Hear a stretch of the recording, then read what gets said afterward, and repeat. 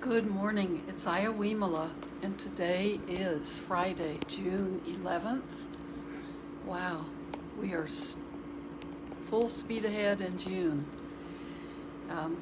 Here in northern Illinois, we have a beautiful but kind of cloudy sky, and I think it might be a little bit cooler today than we've had earlier this week, but we're definitely experiencing summer. So I hope you are enjoying whatever weather comes your way. And if you have sunshine, even better.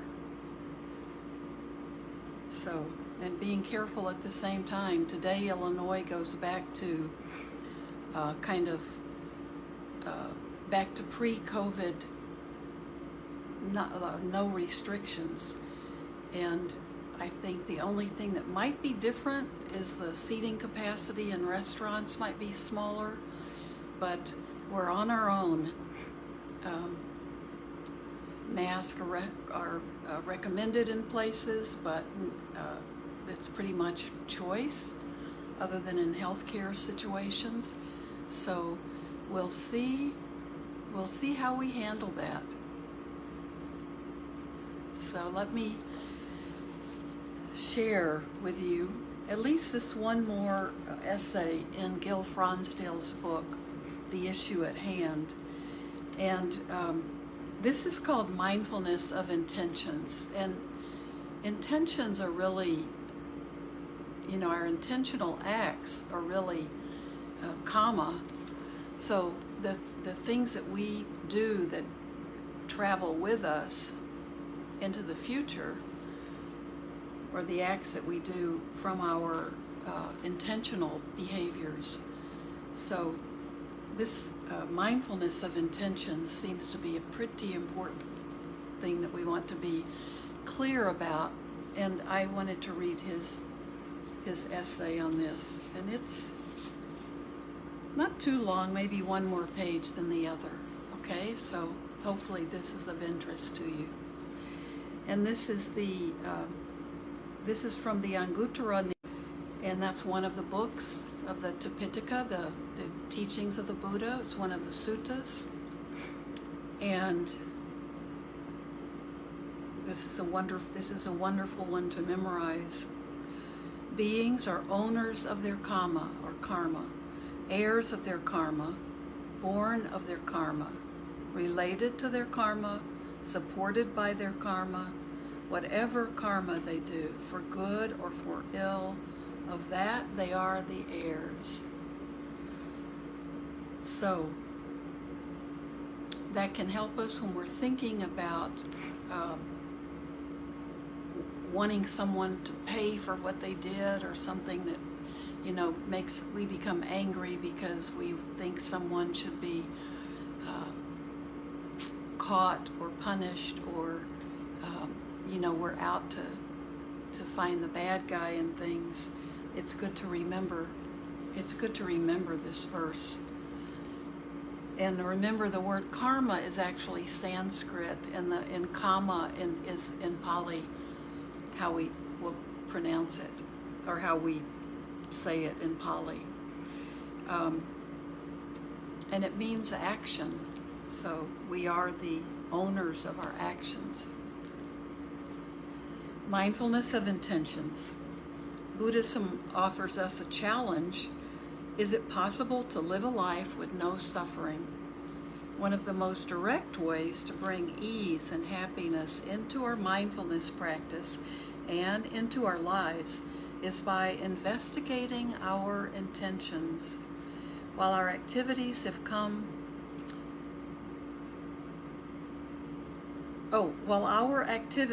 consequences in both the external world and the internal world, the happiness and freedom to which the Buddha pointed belong to the inner world of our intentions and dispositions.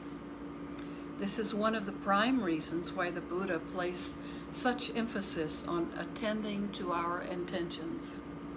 Buddhist practice encourages a deep appreciation of the present moment which strengthens our ability to respond creatively in the present rather than acting according to our habits and dispositions. Mindfulness places us where choice is possible. That's a great sentence. Mindfulness places us where choice is possible. The greater our awareness of our intentions, the greater our freedom to choose. People who do not see their choices do not believe they have choices. They tend to respond automatically, blindly influenced by their circumstances and conditioning. Mindfulness, by helping us notice our impulses before we act, gives us the opportunity to decide whether to act and how to act. According to traditional Buddhist teaching, every mind moment involves an intention.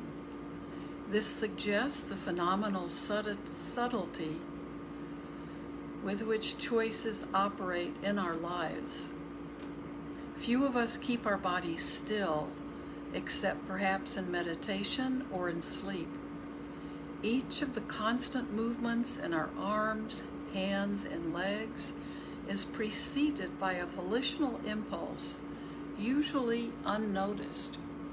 Intentions are present even in seemingly minute and usually unnoticed decisions as where to direct our attention or which thoughts to pursue.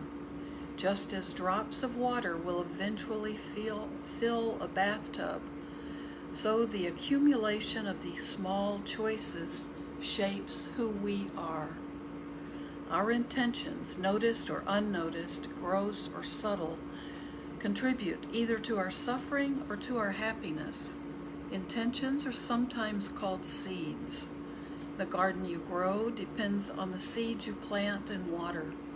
Long after a deed is done, the trace or momentum of the intention behind it remains as a seed, conditioning our future happiness or unhappiness.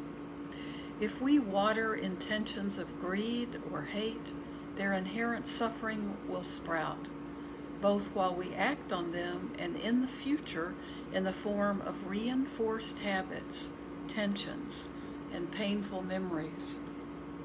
If we nourish intentions of love or generosity, the inherent happiness and openness of those states will become a more frequent part of our lives. Some volitional acts actually hamper the awakening of awareness. One example of this is intentional lying, the fear of discovery, the continued need for deceit that often follows, and the avoidance of the truth tend to reinforce the mind's tendency to preoccupation, which is the opposite of wakefulness. An important function of mindfulness practice is to help us understand the immediate and longer-term consequences of our intended actions. This understanding helps ensure that our choices are wiser than those based only on our likes and preferences. Having a realistic and informed sense of consequences keeps our good intentions from being naive intentions. It can also guide us in knowing which choices support our spiritual practices and which detract from them. We can bring awareness of intention into mindfulness practice in a number of ways.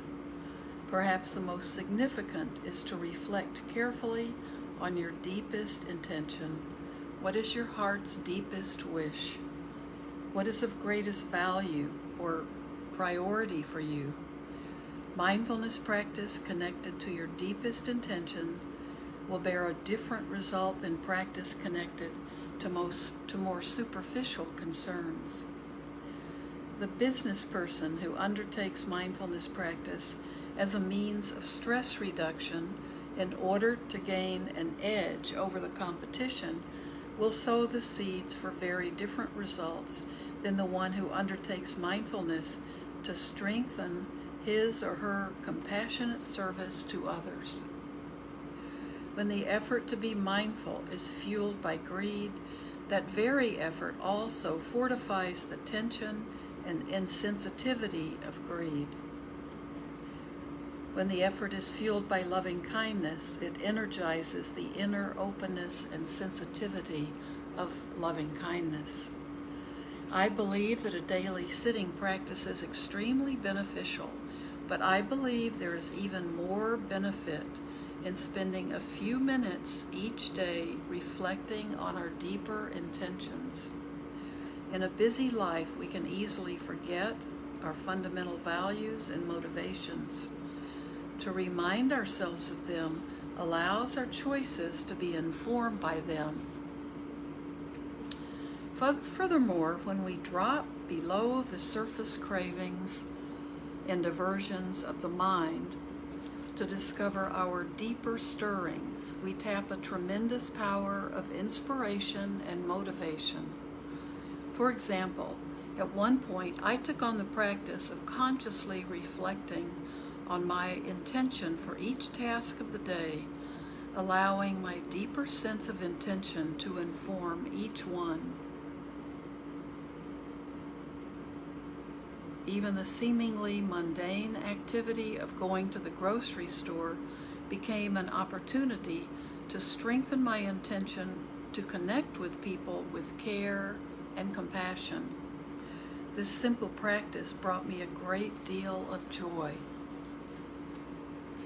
Another way of including intention in our practice is to pause briefly before initiating any new activity, which allows us to discern our motivation.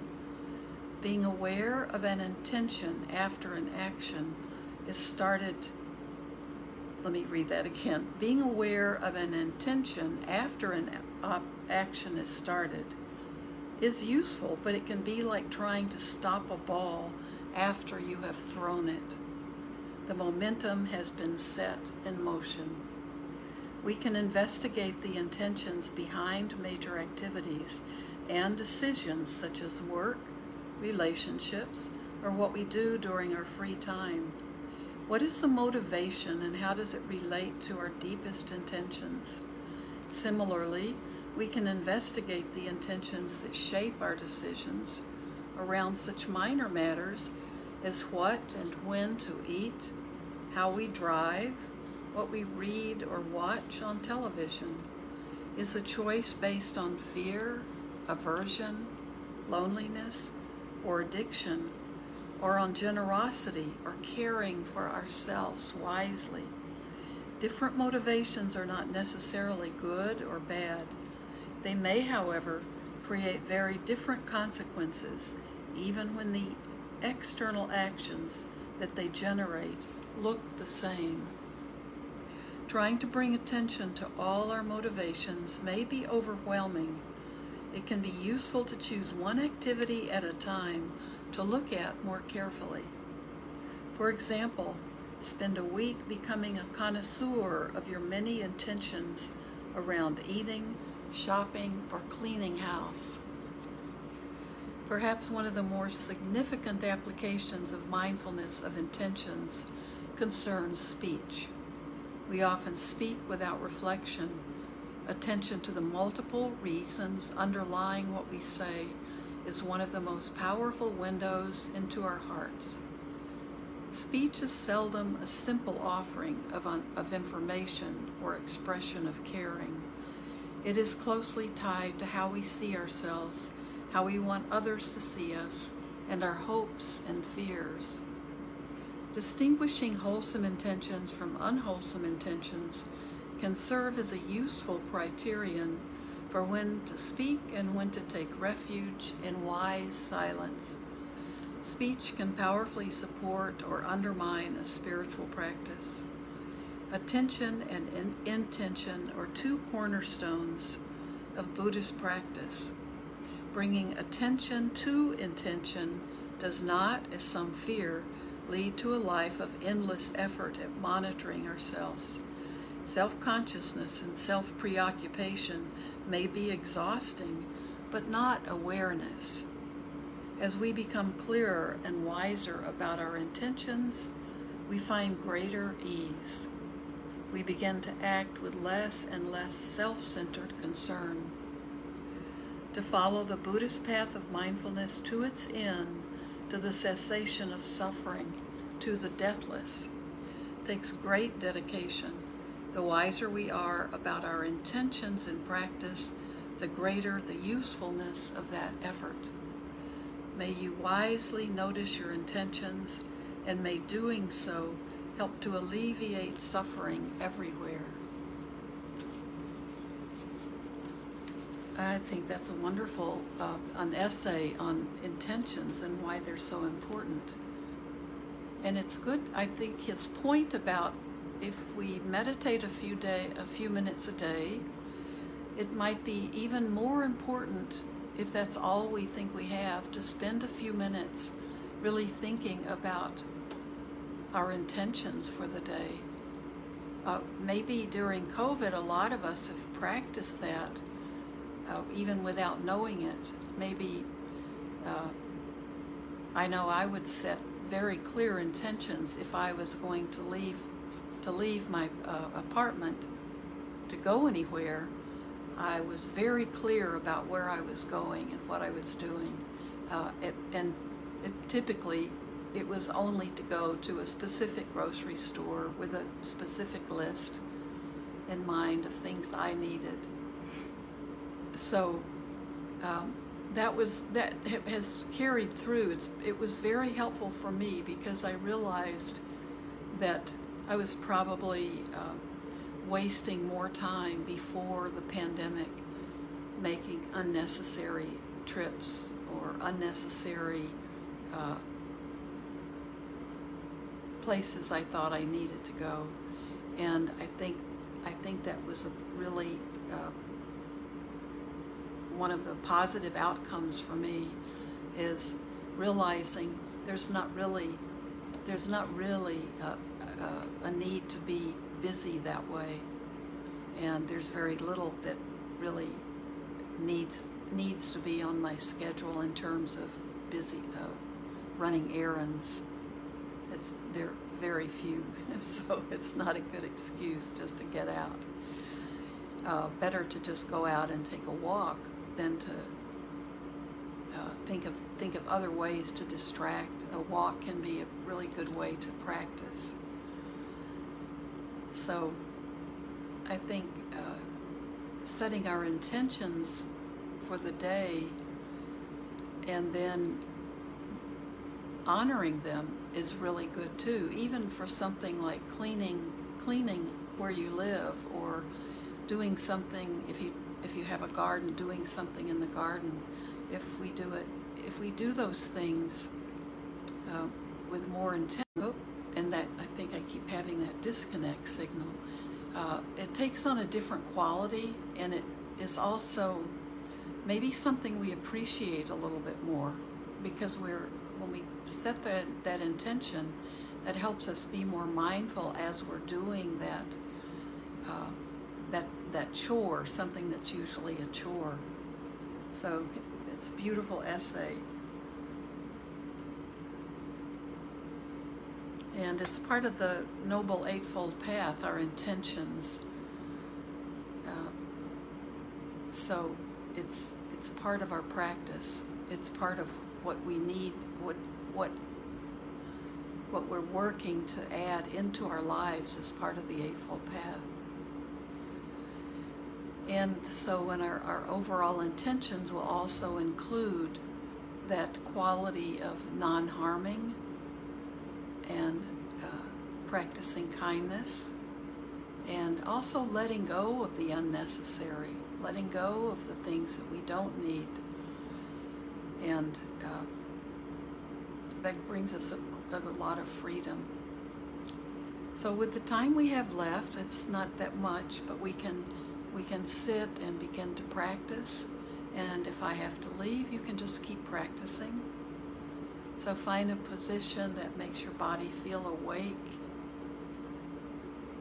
and attentive, and you can close your eyes if it's possible.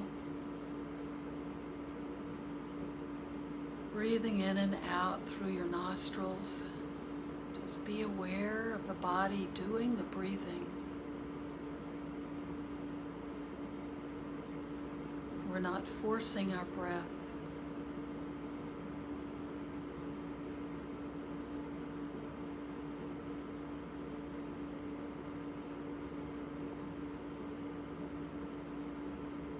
And as we sit, a very important part of our attentiveness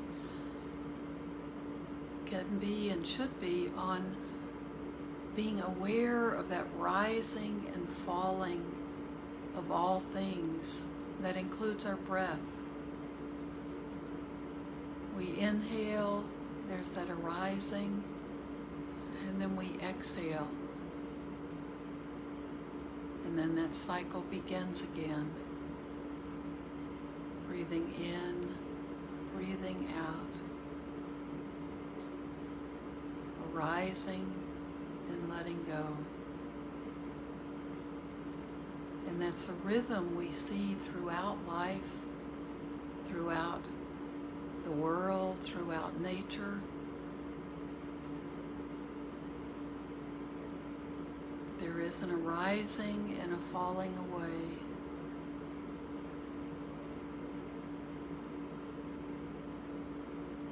The sun rises, the sun sets.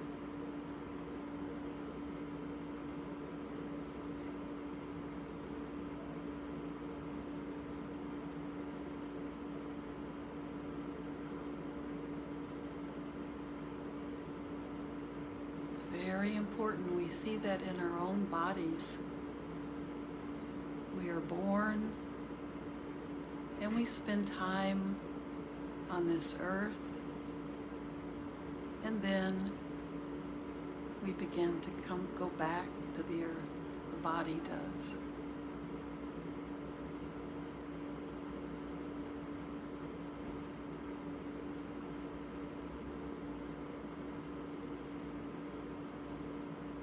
Gardens grow for a season,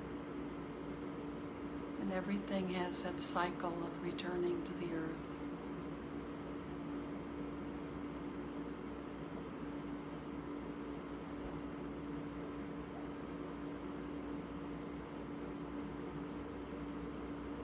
And we always have that breath that we can come back to whenever we feel lost, whenever we begin to feel angry or lonely or any kind of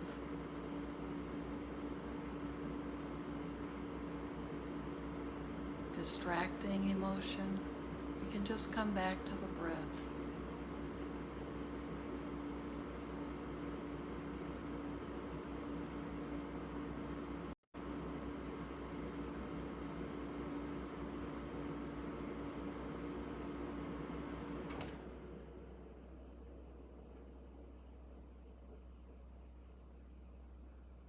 Be aware of the body, breathing.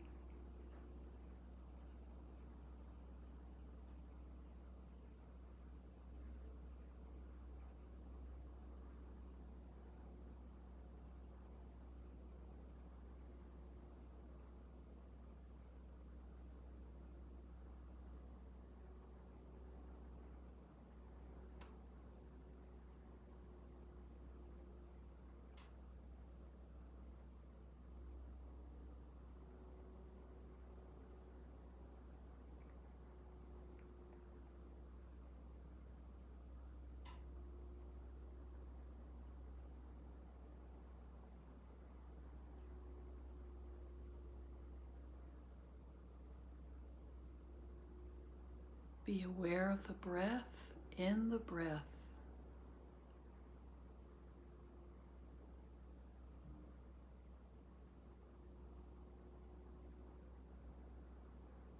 As you breathe, just be aware of breathing, of your breath.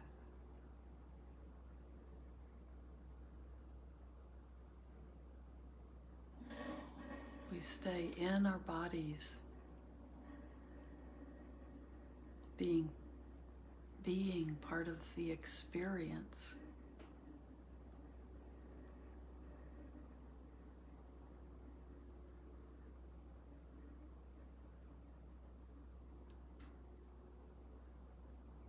So we can just let go of our thoughts. Just let them come and go and just be.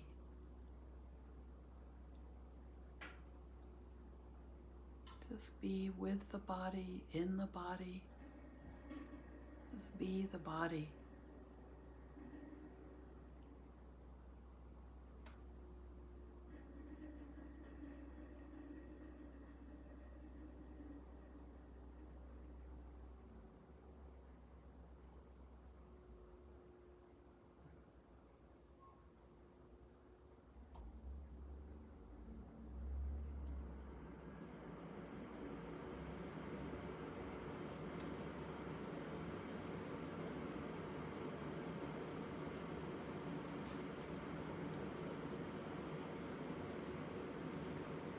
And keep your eyes closed. You can keep practicing.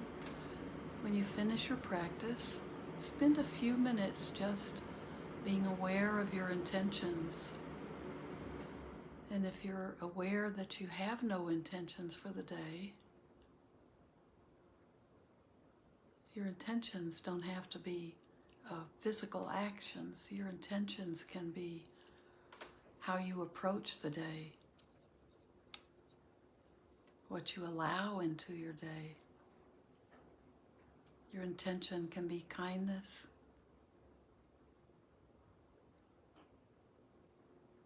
an intention not to harm by action or speech or by thought.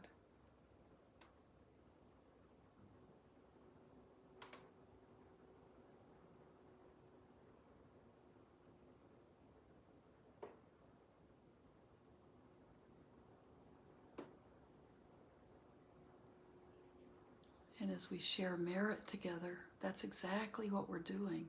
May everything that I have done or am doing be of service not only to myself, but to all other beings.